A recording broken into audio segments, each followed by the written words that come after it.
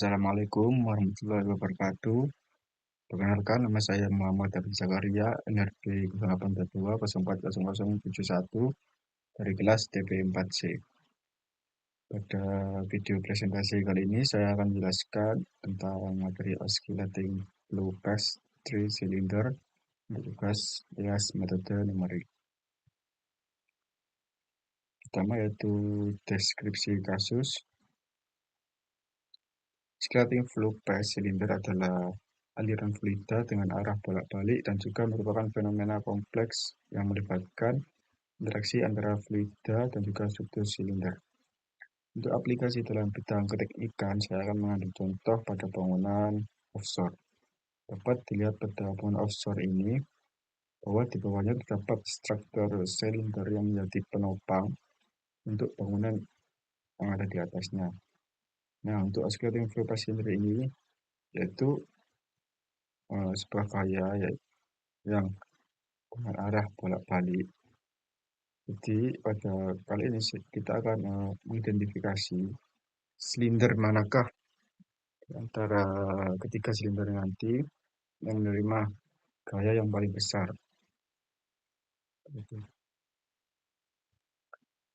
Next. Selanjutnya yaitu kondisi batas dan juga kondisi awal yang digunakan pada domain permasalahan. Dapat dilihat pada gambar di samping, terdapat sebuah kubus dengan tinggi yaitu 30D, lebar 30D, dan juga panjangnya yaitu 1D. Dan juga terdapat 3 silinder pada tengah kubus dengan diameter, jarak pada koordinat, dan juga sudut yang sudah ditentukan. Untuk saya, yaitu kubusnya sebesar untuk silindernya yaitu diameter 1, untuk jaraknya yaitu 3D, dan juga untuk sudutnya yaitu 75. Berikut adalah hasil dari pengembangan domain permasalahan pada software Salome. Next, ini yaitu metode meshing. Untuk mesh 1, saya menggunakan wire discretization dengan number of segment yaitu 1 dan juga extrusion 3D. Intinya yaitu submesh 1, saya menggunakan net gain 1D, 2D dengan ukuran mesh max size-nya yaitu 1 dan juga min size-nya yaitu 0,5 dengan fineness yaitu very fine dan juga ukuran mesh pada silinder 0,05 untuk semua silindernya. Untuk submesh kedua, saya menggunakan wire discretization dengan geometri extrusion patch serta jumlah segmennya tetap 1. Nah, berikut adalah hasil meshing menggunakan metode tersebut. Juga dapat, berikut adalah total untuk nodes-nya yaitu 7758, untuk edges-nya yaitu 581, untuk face-nya yaitu 15.237, dan untuk volumenya yaitu prisma, karena dalam metode mesh-nya itu edges-nya berbentuk prisma, yaitu dengan total 1475. Next, berikut adalah kondisi batas pada open foam pada valve U. Untuk inlet, itu tipenya yaitu uniform fixed value, dan uniform value-nya yaitu cosine 0. Outlet-nya yaitu bertipe zero gradient. Untuk top, itu sama seperti inlet, yaitu uniform fixed value, cosine 0. Dan juga untuk bottom-nya juga sama, uniform fixed value, cosine 0. Sedangkan untuk front dan back itu empty, dan silinder 1, 2, 3 yaitu bertipe nose. Untuk kondisi batas pada valve P, untuk inletnya itu zero gradient, untuk outletnya itu bertipe fixed value, yaitu value-nya uniform 0. Untuk tipnya yaitu zero gradient, untuk bottomnya zero gradient juga, setengah untuk front dan back itu empty, untuk silinder 1, 2, 3 yaitu zero gradient. Nah ini kenapa kok front dan backnya begitu empty, karena front dan back tidak dipengaruhi oleh gaya dari eksternal, sedangkan silinder 1, 2, 3 dipengaruhi oleh gaya dari eksternal. Selanjutnya yaitu valve boundary, inlet outlet, dan top, dan juga bottom itu menggunakan tipe patch. Untuk front dan back menggunakan empty, silinder 1 dan 3 yaitu menggunakan wall. Untuk front menggunakan tape empty sama, yaitu karena tidak dipengaruhi oleh gaya dari luar ya.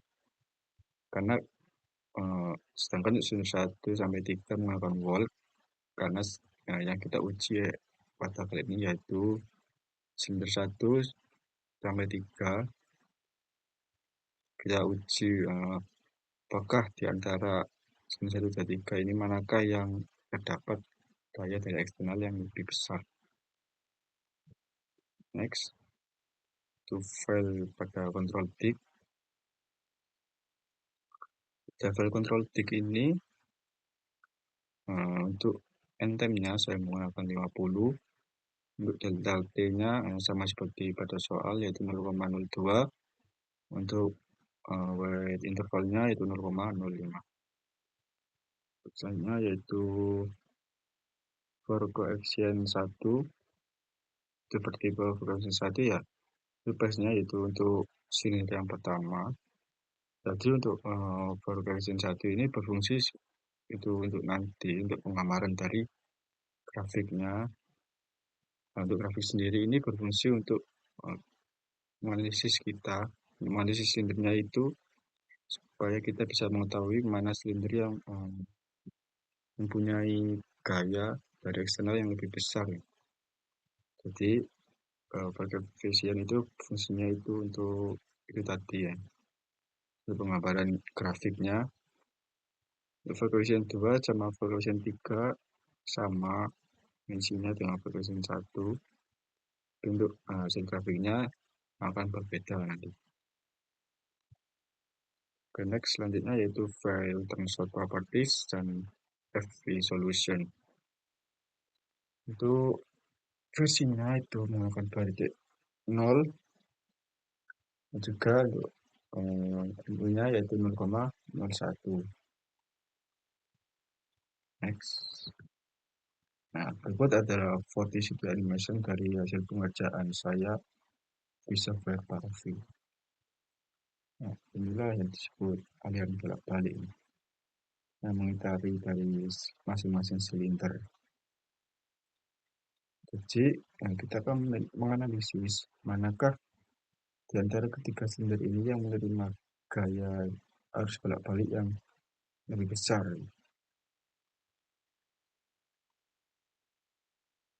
Next. Berikut adalah dua contoh dari gambar hasil dari posisi kontur. Yang pertama yaitu untuk waktu sama dengan 3, yang kedua D-nya sama dengan 15. Next. Selanjutnya yaitu pressure konturnya, yang di sebelah kiri yaitu T sama dengan 3, di sebelah kanan yaitu T sama dengan 15. Next. Berikut adalah hasil simulasi dari plot gaya drag koefisien. Ini merupakan drag koefisien dari silinder pertama, dari silinder kedua, dan dari silinder ketiga. Dapat kita lihat bahwa dari ketiga silinder ini drag koefisiennya berbentuk sama dan juga waktunya juga bentuk sama. Nah, ini menunjukkan bahwa dari ketiga silinder itu terjadi penerima gaya yang sama semua pada masing-masing silindernya. Yang selanjutnya yaitu simulasi dari plot gaya lift koefisien. Ini merupakan lift koefisien dari silinder pertama, yang ini silinder kedua, dan yang ini merupakan silinder yang ketiga. Sama seperti koefisien, untuk lift koefisien ini sebenarnya bentuknya juga hampir sama, tapi ada sedikit perbedaan tentang jarak dari masing-masing grafik ya. Nah, kalau menurut sepenglihatan saya, di antara ketiga silinder ini yang menerima kayu yang terbesar yaitu ada silinder yang pertama. Karena eh, silinder yang pertama mempunyai grafik pendolan yang lebih besar dibandingkan dengan silinder yang kedua maupun yang ketiga. Ini yaitu kesimpulan. Kesimpulannya, koefisien memiliki tiga pola grafik yang sangat mirip dan juga mempunyai rentang nilai yang sama. Oleh karena itu dapat disimpulkan bahwa ketiga silinder menerima gaya yang hampir sama. Untuk grafik lift koefisien memiliki rentang pola grafik yang sama juga, yaitu hampir sama, sehingga sulit untuk menentukan mana silinder yang menerima gaya paling besar. Namun, silinder yang pertama menurut saya menerima gaya yang lebih banyak, lebih besar dibanding silinder yang kedua atau tiga yang menerima gaya yang lebih sedikit ataupun kecil. Jadi menurut kesimpulan saya, sebenarnya tidak ada silinder yang menerima gaya yang paling besar. Karena hampir semua silinder menerima gaya yang sama. Jadi tadi ada satu silinder yang memang menerima sedikit lebih banyak gaya dibandingkan silinder lainnya gitu. Oke, sekian dari presentasi saya. Mohon maaf apabila ada kesalahan dalam pengucapan atau penjelasan. Baik itu, wassalamualaikum warahmatullahi wabarakatuh.